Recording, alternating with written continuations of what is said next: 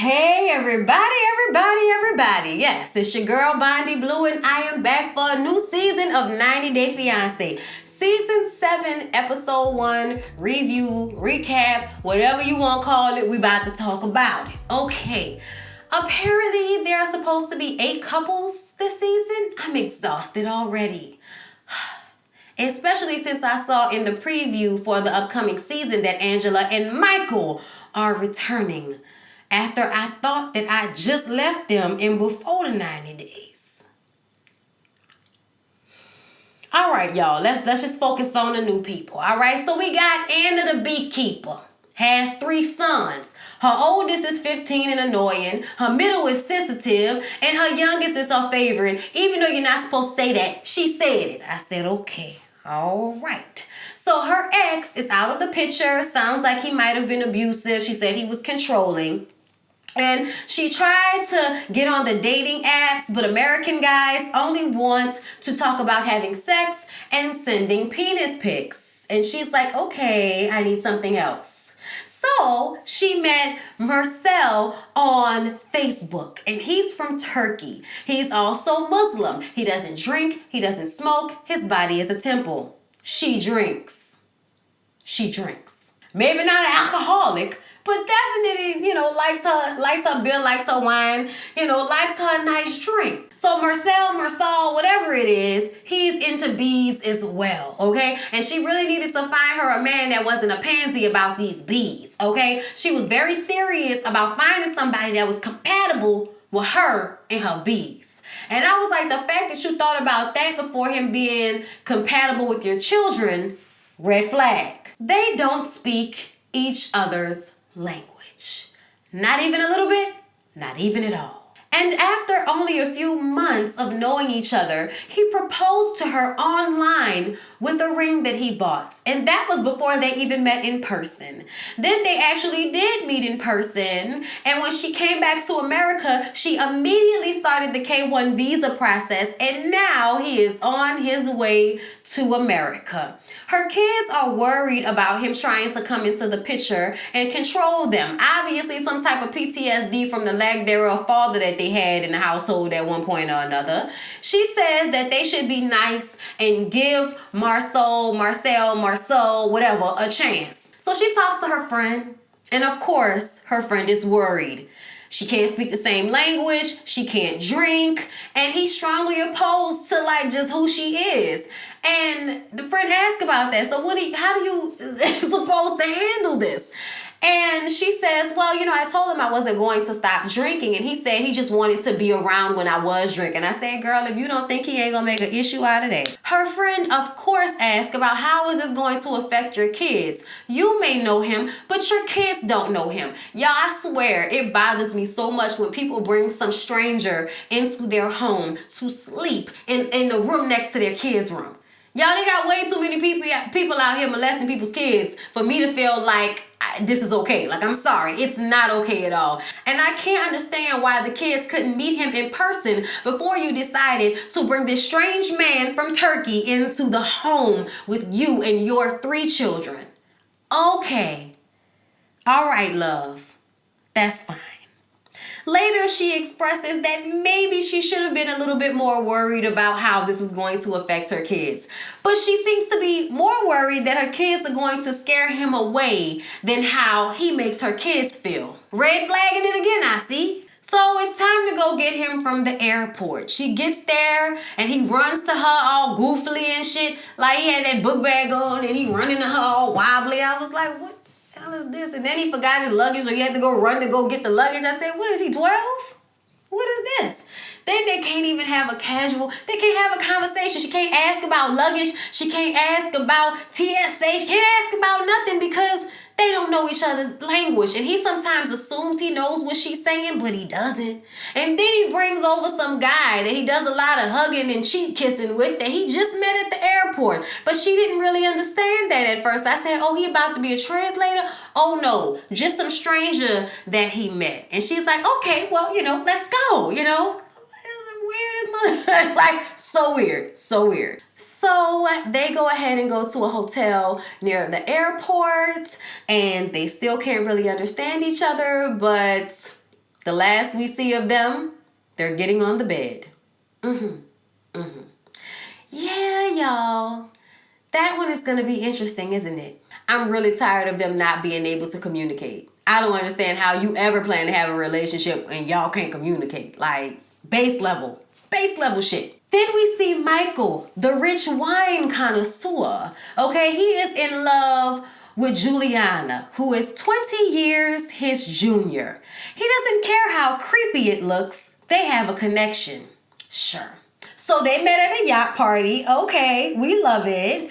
And she's a model. And he plans to support her while she gets her modeling career off the ground. She has access to all of his credit cards. She was denied a visitor's visa to America, though. I was like, oh, really? They denied her a visitor's visa? That's quite surprising, okay? Apparently, there was some fear that she may have been coming to America to be with some nefarious characters. There was some talking around whatever that was, but I'm sure at some point throughout the season, we're going to have to delve into whatever that was about. So now they're trying to get the K1 visa. He would love to go to Brazil if it were not for the two small children that this man has. And I mean, what? Daughter like maybe 8, son maybe 12, something like that. But those kids are still very young. And y'all, those kids are smart. Okay? Might be the smartest people on the whole damn show. Okay? The kids thought the relationship was going to be a one-off. They did not think that he was going to marry her. All right? The kids say Juliana is closer to their age than his age. The daughter says, I'm sure no one will notice. I said, oh, I love these children. Okay? The little boy said she looks like somebody that would babysit us. I said, oh my God. Michael is concerned how Juliana will mesh with his kids. And I was like, well, I'm glad you're thinking about your children. But you know, I wonder how much you're thinking about them when you're giving some girl who you barely know access to your credit cards. But whatever.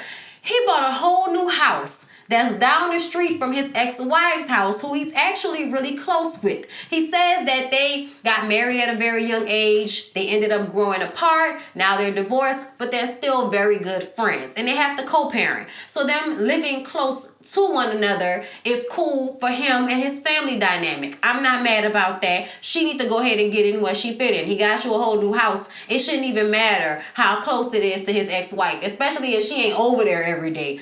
But she was seated next to them in a confessional in the preview for the rest of the season. So I'm not that hopeful about whatever his ex-wife got going on. Because in all honesty, a lot of the times, y'all men just want a newer model. It ain't about the fact that y'all growed, y'all grew separately, y'all grew apart.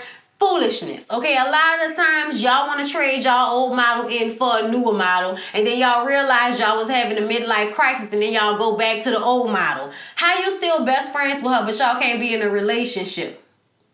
Look, I'm not saying that it's not a possibility. Obviously, it's a possibility. But how long have y'all been divorced in order for y'all to be that close at this point? Just something is amiss with whatever is going on with Michael and his ex-wife, Cece. I think that's her name. So the producer asked the kids how their mom feels about Juliana. And the little girl says, well, she isn't necessarily bothered, but it is a peculiar situation. I said vocabulary. Love it. The boy says that his mom isn't bothered because Juliana isn't like a stepmom as much as she is like one of them, meaning one of Michael's dependents. I'm sorry. Y'all better get Pugsley. What is his name? Pugsley? What's his name from Adam's Family? The ex-wife says, I trust Michael, and I just have to trust that he is going to make decisions with our children in the forefront of his mind. But she just wants lines to be drawn clearly. Those are her kids. She's the only one playing mama to those kids. I said, oh, well, this is going to be interesting. Juliana looked like she ain't really going to be here for all of this in that confessional. And I feel like them kids going to give her hell. Especially that son. So y'all, then we meet Tanya, the libido booster. She's a bartender and a social activist. Tanya was single for 6 years because she didn't want to settle, I'm sure. Young women, 6 years single, like, I mean, you were dating, right? Please tell me you were not just not doing anything. Like, that just like, okay, that's kind of weird, but live your life. Either way, she met a guy through a dating app. After only a few hours of talking to him, he offered to buy her a plane ticket to South Africa where he was about to go. So she actually decided to go to a foreign country with a man she's never met before. Something tells me that you were definitely dating, at least during that 6-year period. Because nobody is jumping on flights to go meet people they've never met who have been locking everything down for the past 6 years. I just don't see those two things, happening like that. I could be wrong, but either way, that guy did not turn out to be the Prince Charming she thought he was. So she snuck out of wherever she was staying with him, went to a bar, met some friends, and then fell in love with the bartender, and then went home with him. I said, oh, so you went home with the bartender that you had just met that night. Okay, his name is Sinjin. Okay, and Sinjin is from South Africa, and y'all know that South Africa was very much separate. Blacks on one side, white people on the other side, okay? And y'all know apartheid just ended like 20 years ago. So he was basically raised in a racist state, and there's a lot of reprogramming that Tanya has to do. Tanya is Latina. She is, I think she said Latina, right? She didn't say Hispanic. Either way, her people are from Venezuela. She's very brown. She actually stayed with him in South Africa for 2 months until she ended up going back to America. And she decided to do the long distance thing. And that was really hard. And then she went back to South Africa again and then decided to go ahead and get married. They agreed that they were going to get married. So now she's put in for the K1 visa, I believe. And he's coming to America for the 90 days so that they can figure this whole thing out. Will they get married or won't they? One of the interesting things about this is that he's coming to America so that they can move into her mom's shed. That's going to be interesting. Her mom isn't happy about having her 29-year-old daughter back at her house, let alone some strange-ass man who she's never met before, who she suspects might be a slacker. So Tanya meets with her sister, and there seems to be a bit of a sibling rivalry happening here. So Tanya says that she has a lot of plans for she and Sinjin, okay? Once he gets to America, and then he has to chill for a while until he can get a job. Then when he gets a job, then they have their plan and what they're going to be doing because she wants to travel. And her sister is rolling her eyes so hard right now. Like, oh my God, girl, like living in La La Land. Her sister asked does Sinjin agree with all these plans. She's worried he's a bum. Tanya is controlling and opinionated, so there's, a question mark about how he's going to feel about being with her in the setting of everyday life versus vacation life, which is usually how, a person is when they meet someone on vacation. Y'all saw it happen with Ashley and Jay. The sister says she thinks that Tanya will drive Sinjin away with her mouth. And Tanya feels like because her sister is newly married, she now thinks she's the expert on relationships. She's just as bitchy as Tanya is. And she's like, not to my husband, not to my husband. Okay, I said, girl, I totally get that. Tanya decides to go ahead and go to New York to meet with Sinjin when he lands in America, and they're going to spend some time in New York. She's got a hotel room, and her homegirls come down to New York to go with her to pick him up from the airport. But she has a picture of how she wants things to turn out in her mind, and so she gets anxiety when it might not work out that way. So she spent a lot of time trying to figure out what she was going to wear. She needed her homegirls to help her with that. Then the homegirls had to put rose petals all over the room. Then they get in the car and they're on their way to the airport. They're an hour out, but they're in a lot of traffic. Then she gets a notification that he landed. And if she isn't there by the time, he comes through customs, she's going to be so mad because that's not the way she envisioned it in her mind. I said, girl, for somebody that got on a plane and went to South Africa with a person she hadn't met at a moment's notice, I need to understand where the control freak factor comes in. Because those two things don't match up. Is it just me? Is it just me? Whatever. So then we meet Emily, the English teacher, who lives in Russia and does not know a lick of Russian. Now, I guess I was mistaken. I thought when you went to another country to teach another language, English, that you had to know both of those languages in order to do that job sufficiently. But I guess I was wrong. So Emily says that she was a party girl back in her day, in her college day. And after she finished with college, she went ahead and got a job as an English teacher in Volgograd, I think that's what it is, Volgograd, which is in Russia. And she had romanticized Russia like a lot of people do. But when she got there to Volgograd, she realized that it was an old city that was basically falling apart.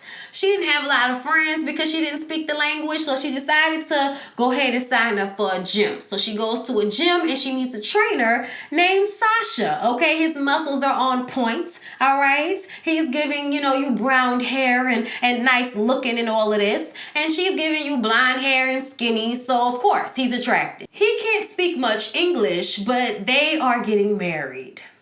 She's pregnant, by the way. She's pregnant with his baby, and she's having the baby in Russia because she didn't want to leave him because he couldn't come to America just yet. This is her first baby, and this is his third. Oh, yes, that is the weird dilemma in their relationship. She is going to be wife number 3 with baby number 3. It seems as if he has a pattern of getting married to a woman and having a baby and then leaving her with all the responsibility of taking care of the kid. They go shopping with his oldest son. Apparently, the mom only allows him to see the son on holidays. I said, really? I think you need to have a conversation with these other women before you marry this man. I think you need to find out from their point of view what the situation is. Because he could definitely be lying to you about that. I'm just saying. You over here assuming that he's a great dad, and everything is the woman's fault. But we all know that a lot of the time, these men have drove these women to their crazy. I mean, drove her, took a seatbelt off, opened the door, and said, bitch, get out, we act crazy. She says that their relationship is perfect and that everything's going to work out great. I said, girl, no relationship is perfect. What are you talking about? See, that's right there how you know that this is not about to end well. Sasha says that even though everybody is questioning him, he's a good guy, okay? He's a good guy, and he's going to prove that. Him having 2 other baby mamas and 2 other kids doesn't mean anything. I said, child, please, that look like a pattern to me. So Emily video chats with her sister Betsy, and Betsy does not see it for Sasha. She is not a fan of this garbage dump of a situation. They talk about the birth and how Sasha will be in the room with her while she's having the baby. So she's happy about that so she won't be alone. But her sister is like, okay, so what if your nurses can't speak English? Then what? You know what I'm saying? It's a very important, strenuous situation where you need to be able to communicate with the people who are helping you have your baby. I was like, yeah, that's true. That is true. Emily says it will be fine, and Betsy says, I'm not so sure. Then she asks, does he actually raise his other kids, or do the wives, ex-wives, take care of the kids, and then he just takes all the credit? Did she even think about this before she got pregnant by this dude? Homegirl couldn't take all these questions. She couldn't take all these questions. So she pretended like she was getting dizzy so that she can get all video chat with her sister. And then she stands up so she can call Sasha to come and get her. I said, now girl, if you're dizzy, what you standing up for? I know what it's like to be dizzy. And never if I'm dizzy am I standing up. Oh, Lord, I'm dizzy. Let me stand up and fall over. No, I'm sitting down. I'm laying down. I'm not standing up, walking around. Girl, you was just trying to get out the kitchen because it was getting too hot for you on FaceTime with your sister Betsy, letting you know how dumb you look, go and get pregnant by somebody who you don't even really know like that, who has a train record of marrying women and leaving them behind to raise the babies that they've had together. But, go ahead, live your life. Be stupid. It's only a child in the balance. But he comes to get her and comforts her while she cries on his shoulder about how mean her sister was being. I'm like, child, your sister was being smart, asking good questions. But, whatever. That's how y'all be on this show. So then, y'all, lastly, we get to Robert and Annie. So, y'all, Robert is a rideshare driver, and he has an energetic / badass kid named Bryson. He's a single father. His baby mama moved all the furniture out the house overnight or when he was at work. Either way, he left the house, there was furniture. He came home, there was no furniture. And she left him with the baby. I said, oh, poor thing. That poor man. How you gonna leave that man with that baby like that? She wrong for that. Andy is from the Dominican Republic. Instead of going to the Dominican Republic on his own to meet with this girl, he goes on a cruise that docked in the DR for one day. He spent 8 hours with Annie on the beach and decided to propose to her then and there. I said, you know, telling by that ponytail, you just don't make good decisions, do you? Either way, he came back home and started the K1 visa process. Her visa was approved, and now she's coming to live with him in Florida once again with this son of his.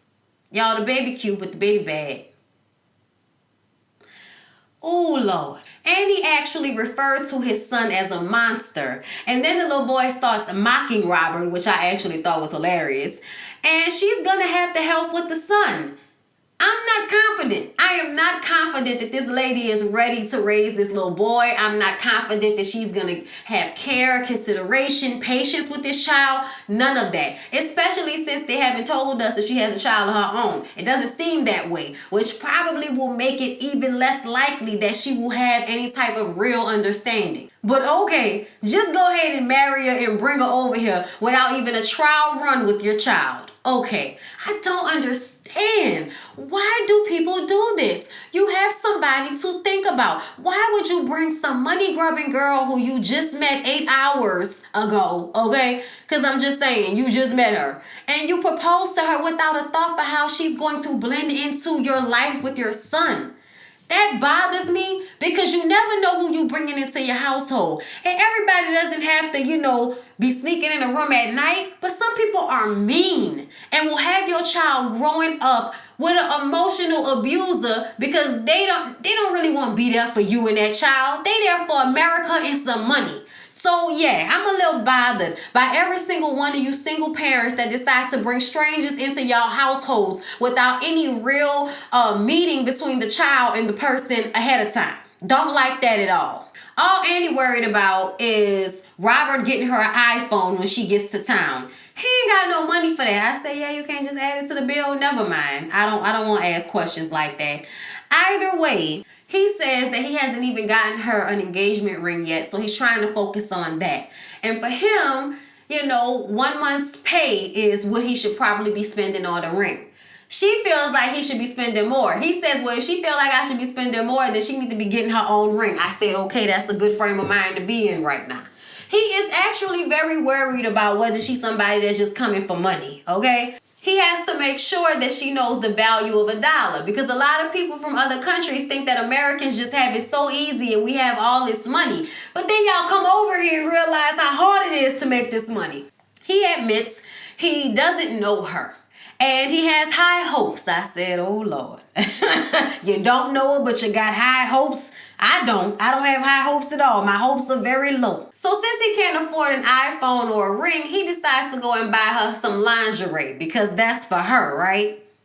Boy, if you don't get out of my face with this. And y'all know he don't know her size. So he got to show the little sales lady with a clip in her hair a picture of the girl. And then, of course, he has to talk about how he only knew her for 8 hours before he proposed to her. So the little lady with the clip in her hair is looking at him like he crazy. Y'all know these people always want to tell their whole life story to a stranger. And the stranger is always completely taken off guard. Right while he's in the middle of spending money on her, she starts sending him all of these angry face emojis. He like, what's wrong with you? Calls a voice message, whatever. She basically is screaming and howling about the fact that he was supposed to send her some money and the money isn't there. Well, he says that she's actually having issues with her ID, but the money is there. And then she starts sending the angry faces again. And he's like, you sending angry faces ain't gonna solve the issue, Annie. Okay? I sent the money is there. Then he goes inside and finishes his purchase. I'd have left all of that stuff there. You ain't about to make my nerves bad. And this was also a red flag for her being worried about money. Like, don't call me with no attitude about no money that I'm sending you or giving you like I'm supposed to do this or something like that.